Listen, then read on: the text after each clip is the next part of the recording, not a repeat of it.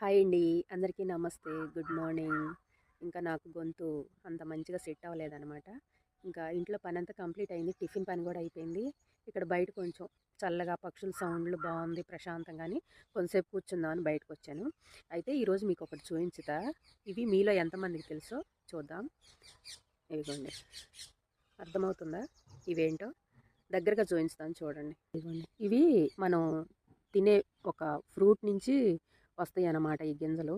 వీటి పేరేంటో, ఇవి ఏ ఫ్రూట్ నుంచి వచ్చిన గింజలో మీలో ఎవరికైనా తెలిస్తే కామెంట్ బాక్స్లో కామెంట్ చేయండి. మీలో ఎంతమందికి తెలుసో చూద్దాం. ఓకేనా? దగ్గరగా చూపించుతున్నాను చూడండి. ఇవి ఎలా ఉన్నాయంటే మనకి బ్రౌన్ కలర్గా ఉన్నాయి అన్నమాట. ఇలా ఉందన్నమాట ముక్కు. ఓకేనా? మీలో ఎంతమందికి తెలుసో కామెంట్ బాక్స్లో కామెంట్ చేయండి. అలాగే ఇంకోటి కూడా చూపించుతాను.